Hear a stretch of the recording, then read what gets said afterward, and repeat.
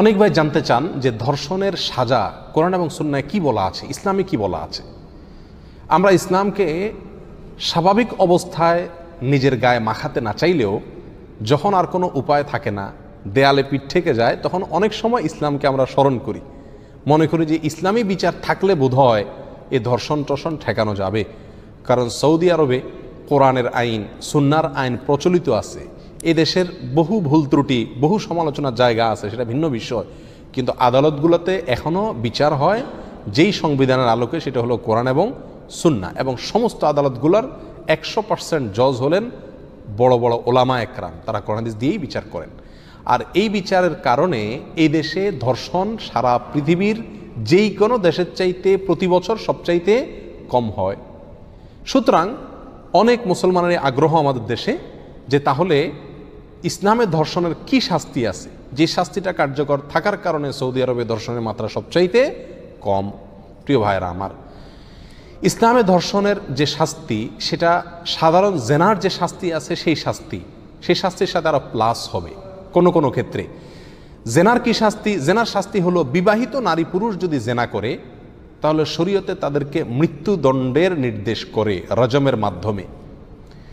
আর যদি জেনাকারী ব্যক্তি নারী এবং পুরুষ তারা যদি বিবাহিত বা বিবাহিতা না হয় তাহলে সেক্ষেত্রে তাদেরকে 100 বেত্রাঘাত করার শাস্তি ইসলামে রয়েছে।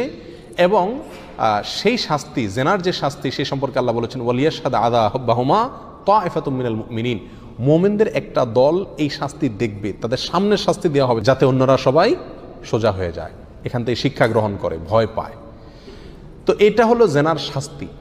যদি কেউ ধর্ষণ করে তাহলে এই শাস্তি কার্যকর হবে, প্লাস যোগ হবে ধর্ষণ করার সময় যদি সে ওই নারীকে অপহরণ করে থাকে এবং কোনো অবিচার করে থাকে, সেখানে ডাকাতি করে থাকে, অস্ত্র প্রদর্শন করে থাকে, এ ধরনের কোনো কিছু যুক্ত করে থাকে, তাহলে এটা ফাসাদ ফিল আরদ এর অন্তর্ভুক্ত।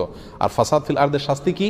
ফাসাদ ফিল আরদের শাস্তি সম্পর্কে আল্লাহ তাআলা সূরা মায়দার ভিতরে বলেছেন ইন্নামা জাযাউল্লাযীনা ইউহারিবুনাল্লাহা ওয়া রাসূলাহু ওয়া ইয়াসআউনা ফিল আরদি ফাসাদা, নিশ্চয়ই যারা আল্লাহ এবং তার রাসূলের বিরুদ্ধে বিদ্রোহ করে এবং আল্লাহর জমিনে ফাসাদ করে বেড়ায়, এই যে অস্ত্রবাজি করলো, নারীকে অপহরণ করে উঠায় নিয়ে আসলো, এগুলো করলো, এই জমিনে, আল্লাহর জমিনে ফাসাদ সৃষ্টি করলো, এদের শাস্তি কি? আল্লাহ বলেছেন আইয়ুকাত্তালু আও ইউসাল্লাবু আও তুকাত্তা আইদিহিম ওয়া আরজুলুহুম মিন খিলাফ, হয় তাদেরকে সাধারণভাবে হত্যা করা হবে, অথবা শুলে চড়িয়ে তাদের মৃত্যুদণ্ড কার্যকর করা হবে, অথবা তাদের হাত এবং পাও বিপরীত দিক থেকে, ডাইন হাত বাম পাও, বাম হাত ডাইন পাও, এভাবে কাটা হবে, অথবা তাদেরকে দেশান্তর করা হবে, মুসলিম রাষ্ট্র থেকে তাদেরকে বহিষ্কার করে দেওয়া হবে, এদেশে তারা থাকতে পারবে না।